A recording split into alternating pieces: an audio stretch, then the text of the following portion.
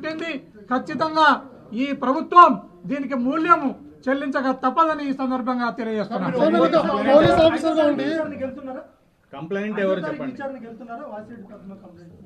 5వ తారీఖు నాడు నేను పోవాలనా లేదా అనేది కూడా నిర్ణయం చేసుకుంటా. నా షెడ్యూల్లో కూడా చూసుకుంటా.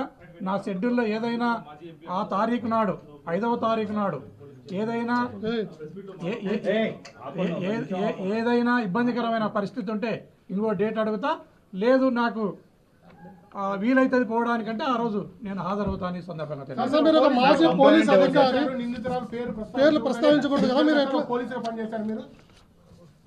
మీరు ఒకటి గమనించాల, ఈ ప్రభుత్వం యొక్క విధానం ఎట్లా ఉందంటే సిగ్గు లేదా గురిగింజ అంటే నల్లగున్నా నాకేమి సిగ్గు అన్నట్లు ఈ ప్రభుత్వం యొక్క తీరు మనకు కనపడతా ఉంది. నేను ఏదైతే మహిళలపై అత్యాచారాలు జరిగినాయో, పసిపిల్లలపై అత్యాచారాలు జరిగినాయో, ఆ అత్యాచారం చేసిన దుర్మార్గులను, నేరస్తులను అరెస్టు చేయండి అని నేను ప్రింట్ మీడియాలో వచ్చిన పేర్లనే, సోషల్ మీడియాలో వచ్చిన పేర్లనే ప్రస్తావించడం జరిగింది. దానిపైన కేసును రిజిస్టర్ చేసి అసలు ముద్దాయిలను వదిలేసి ఎవరైతే ఆ ముద్దాయిలను అరెస్టు చేయండి అని అడుగుతున్నారో వారిని అరెస్టు చేసే కార్యక్రమానికి ఈ ప్రభుత్వం శ్రీకారం చుట్టింది.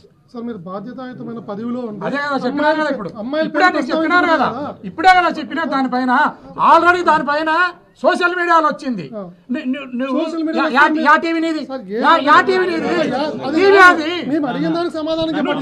చెప్పబ్బా, నువ్వు టీవీ ఆదో చెప్పు, నీ టీవీ ఆదో చెప్పు.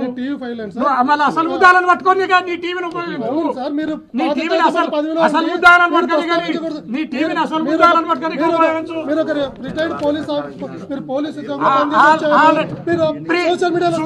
సుగాలి ప్రీతిని 150 సార్లు నీ పవన్ కళ్యాణ్ మాట్లాడడం జరిగింది. కేసు కట్టిస్తావా?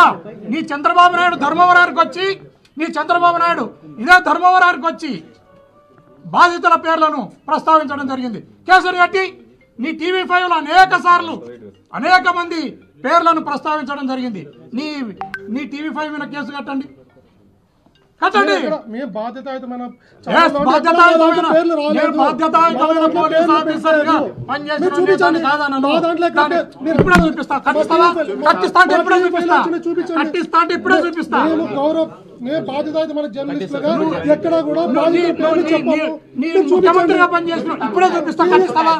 కట్టిస్తా అంటే ఎప్పుడో చూపిస్తా. మీరు ఏమంటారు సార్? TV5లో పేర్లు ఇప్పుడే చూపిస్తా. చూపించండి. నువ్వు కట్టిస్తా అంటే ఎప్పుడో చూపిస్తా.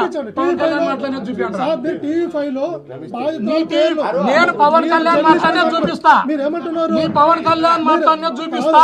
మీరేమంటున్నారు? నీ పవన్ కళ్యాణ్ మాట్లాడినే, నీ చంద్రబాబు నాయుడు మాట్లాడినే చూపిస్తా. నువ్వు కట్టిస్తావా? కేసు కట్టిస్తావా? నేను జర్నలిస్ట్, నా ఛానల్లో మేము మాట్లాడి మీ బాధితుల పేర్లు చెప్పింటే చూపి షోమి. ఓకే, ఇప్పుడు నువ్వు ఫస్ట్ దీన్ని కట్టే ముందు నేను ఒకటి చెప్పిన, నీ పవన్ కళ్యాణ్, నీ చంద్రబాబు నాయుడు ఇద్దరు కూడా నీ టీవీలోనే వాళ్ళు మాట్లాడినది టెలికాస్ట్ అయినట్లు చూపిస్తా. నువ్వు కాదు, నీ టీవీలోనే చూపించినప్పుడు వాళ్ళు మాట్లాడినది మీ వాళ్ళ మీద కూడా కేసు కట్టిస్తావా? వాసిరెడ్డి పద్మ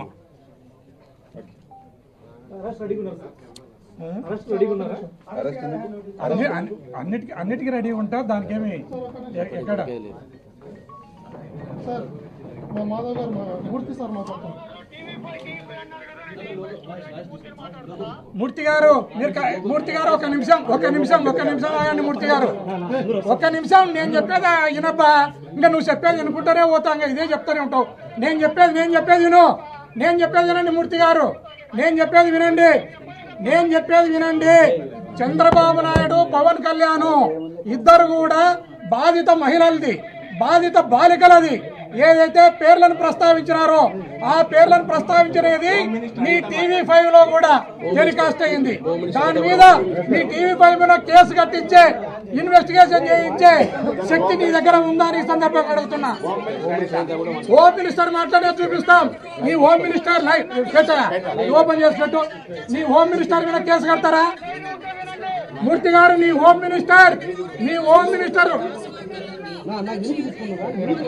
వినండి వినండి, మీరు ఊరికే రాక్షసులు మాట్లాడటం మాట్లాడకండి, సార్ మీరు అసలు రాక్షసులు మాట్లాడటం మాట్లాడకండి, మాట్లాడొద్దండి. మీరు ఎట్లా రాక్షసులు మాట్లాడటం మాట్లాడకండి. అట్లా కాదు, జర్నలిస్ట్ ఎట్లా మాట్లాడతారు? నేను చెప్తాను, జర్నలిస్ట్ ఎట్లా మాట్లాడతారు? జర్నలిస్టు కాదబ్బా, నువ్వే జర్నలిస్టు, మీరు తెలుగుదేశం పార్టీకి సంబంధించిన మనుషులు.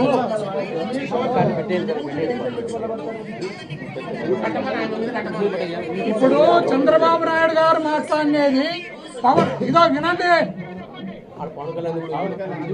పవన్ కళ్యాణ్ మాట్లాడినది, చంద్రబాబు నాయుడు మాట్లాడినది మీ టీవీ 5 లో టెలికాస్ట్ అనేది చూపిస్తా. కాదవన్నీ మీరు పోయినప్పుడు ఏమి ఉండదా? మూర్తి గారు, మూర్తి నువ్వు సహజలక మాట్లాడుతుండవు మంచిది. నువ్వు నీ చంద్రబాబు నాయుడు మాట్లాడినది, నీ పవన్ కళ్యాణ్ మాట్లాడినది నీ టీవీ 5 లో టెలికాస్ట్ అనేది చూపిస్తా. నీ టీవీ 5 లో టెలికాస్ట్ అనేది చూపిస్తా. ఫస్ట్ ముద్దాయిలను అరెస్ట్ చేయండి. దానికి మీరు మీ మీడియా, మీ టీవీ 5 దానికి సహకరించండి, ముద్దాయిలను అరెస్ట్ చేయడంలో సహకరించండి.